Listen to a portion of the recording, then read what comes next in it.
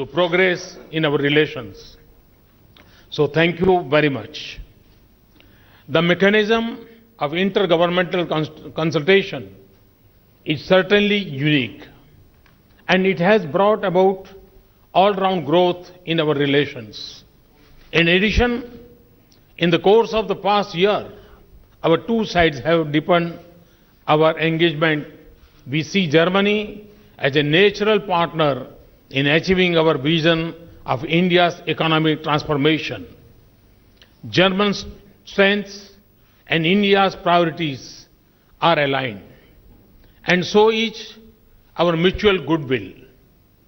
Our focus tends to be on economic ties, but I believe that in a world of seamless challenges and opportunities, India and Germany can also be strong partners in advancing a more human, peaceful, just, and sustainable future for the world.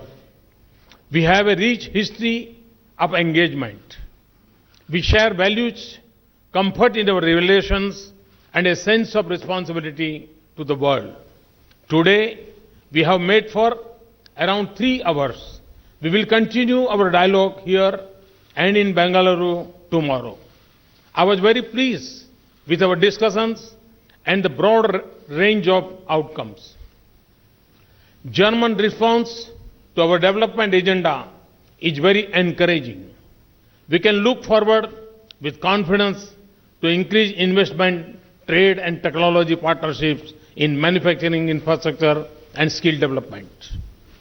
German engineering and Indian IT skills can create the next generation industry that will be more efficient, economical and environment friendly. 1,600 German companies in India and growing in number will be strong partners in creating a global workforce in India. German cooperation and assistance in areas like smart cities, clean Ganga and waste management have taken a concrete shape.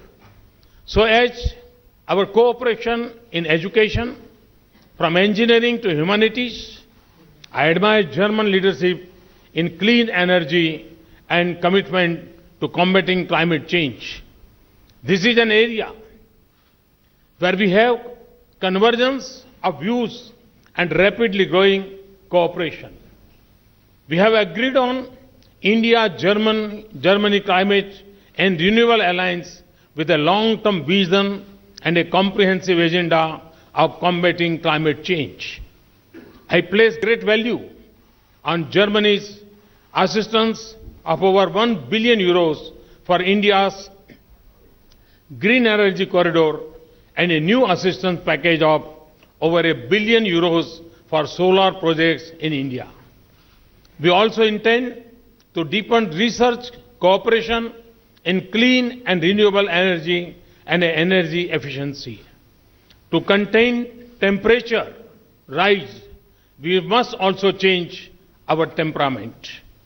We look forward to a concrete outcome at COP21 in Paris that strengthens the commitment and the ability of the world, especially of poor and vulnerable countries, to transition to a more sustainable growth path.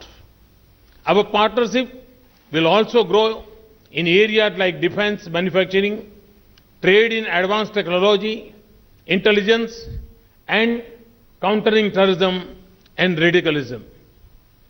These are important security dimensions of our expanding relationship. I welcome Germany's strong support for India's membership of the international export control regimes. As we discussed in the G4 summit in New York, Chancellor and I are committed to pursue reforms of the United Nations, especially the Security Council. We have a common perspective on this region, the turbulence in West Asia, Europe's challenges, and shaping a peaceful and stable Asia-Pacific and India-Ocean region. I especially thank her for Germany's invaluable support for peace, security, and development in Afghanistan. Finally, a very special word for gratitude to Chancellor Merkel and the people of Germany for the return of the 10th century statue of Durga in her Mahishasur-Mardini avatar from Jammu and Kashmir.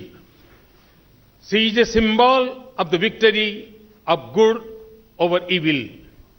This also suggests that in this age of transition and turmoil, India-Germany partnership will be a force of good for the world.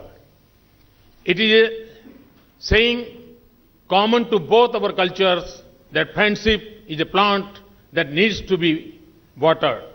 I am confident that after this extraordinary session, the tree of our friendship will blossom. Thank you. Thanks a lot.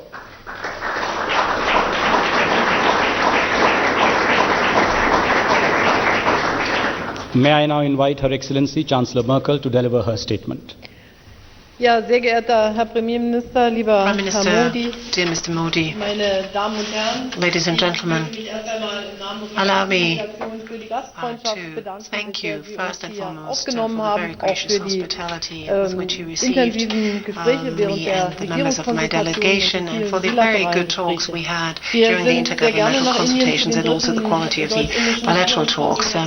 We have come to India on this occasion of the third intergovernmental consultations. We believe that it is a format that has proved itself and that underlined and underscored yet again the great intensity of our relationship. You were the guest country of the Hanover Fair. You presented your Make in India initiative, and in between the Hanover Fair and my visit here, that is, we made best possible use of the time, and I think that this is borne out by the fact that we've been able to sign so many agreements here. The economic relations obviously are of great importance. They bear testimony to our dynamic relationship. We are very gratified to know that representatives of our SMEs are very welcome here in India. We already have 1,500 German companies that are working here in India, but you are ambitious in your targets, and you said you invite more German companies to come here, and indeed they will gladly, I think, take this up. I was very glad that we were able to sign this fast-track agreement here today, so that the speed with which you provide licenses to companies to set up business here is increased. I think that's a very important point to our businesses. There were a number of areas where we agreed, of other areas where we signed agreements, greatly enhancing our cooperation, not only in the economic area, but also in the scientific field, the technological field, in vocational training and education. I am very glad that you accompany me, and thank you for this, to where we visit Bangalore and the Bosch subsidiary there. That is a very good example of such vocational training schemes here in India. We would like many other companies to follow suit, also Indian companies, to learn from this model, because we know how many young people here in India need highly skilled jobs. After all, you have a very different demographic development from Germany here. 25% of our people are below the age of 25 years. It's 50%, and India obviously is a much, much bigger country. So we believe that, particularly as regards digitization of industry and the great experience that India has in the software area in digitization will help us as regards setting up Industry 4.0, this growing together of the world at large. And I think that there is great room for further common projects. India is #1 country for development cooperation schemes. It shows where the priorities are, the potential for further development, but also that there is still quite a lot to do. Energy cooperation is very much in the foreground, particularly exploring and developing rural areas is very much on our agenda, which is borne out by the cooperation schemes of both the Ministry of Agriculture and the Ministry of Economic Cooperation. We know that living in cities is very nice, is very promising, but sustainable development can only ever be ensured if you are not neglecting the development of your rural areas, and here I think Germany can indeed do quite a lot in order to help you. On climate agreement, I was very gratified to know that we were able to come to an agreement here as well. In leading up to the COP21, India has announced its own INDCs, but we have underlined time and again, Prime Minister, that climate protection also needs to be embraced by the people. The people also have to reap a benefit from this, and here too I think Germany will be able to help you, to support you. That too is a very good message emanating from these third intergovernmental consultations. At this point, I think we also ought to outline the agreement on cooperation on solar energy. Again, that is most important for the rural areas and for providing affordable energy to them. We work together in combating terrorism, cybersecurity, defense, arms cooperation.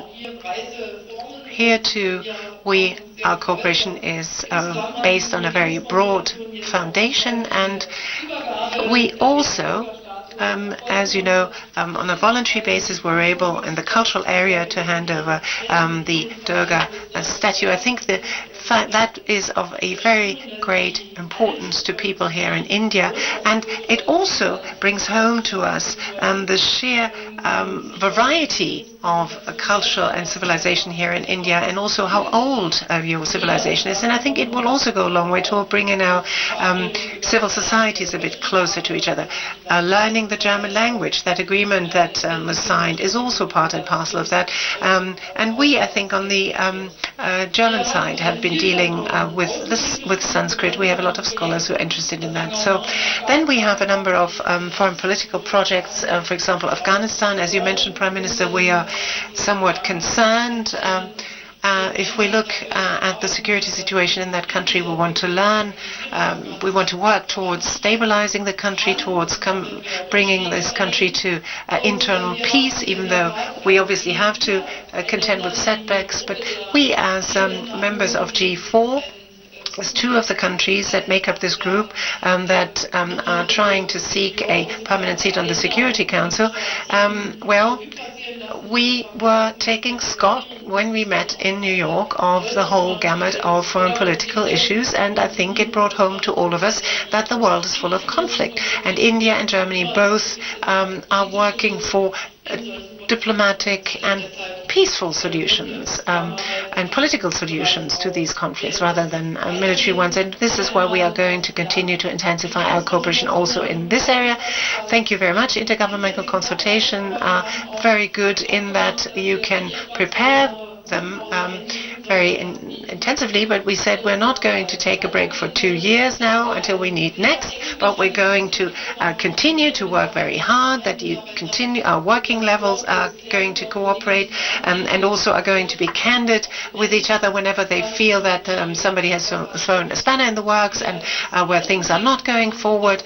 We will try our utmost to then again make the process run smoothly. I think that's most important. So these intergovernmental consultations are one cornerstone of a continuous cooperation. We wish India every success, because if I look at the ambitious agenda, Prime Minister, you have set out for your government, I can only say we wish a good and prosperous development for you and for your country. I thank the two leaders for their statements. This concludes the joint press briefing. And that's a big announcement that comes from the German Chancellor Angela Merkel. Germany to contribute 1 billion euros each for clean energy corridor and for solar energy. They're also to cooperate on whether it's defense, natural disasters, civil aviation, education, security cooperation, skill development, taking the relationship forward between the two countries, investment, clean energy, environment, clean Ganga on the lines of cleaning the Rhine River in Germany. The photo, perhaps symbolic of the deepening ties between India and Germany. The series of cooperation and agreements that was signed today. Prime Minister Narendra Modi is to accompany the German Chancellor Angela Merkel as she travels to IT city Bengaluru, and the talk now is not just about clean energy, but also how German engineering and Indian IT skills can come together and take this relationship forward. On behalf of the people of India, warmly congratulate.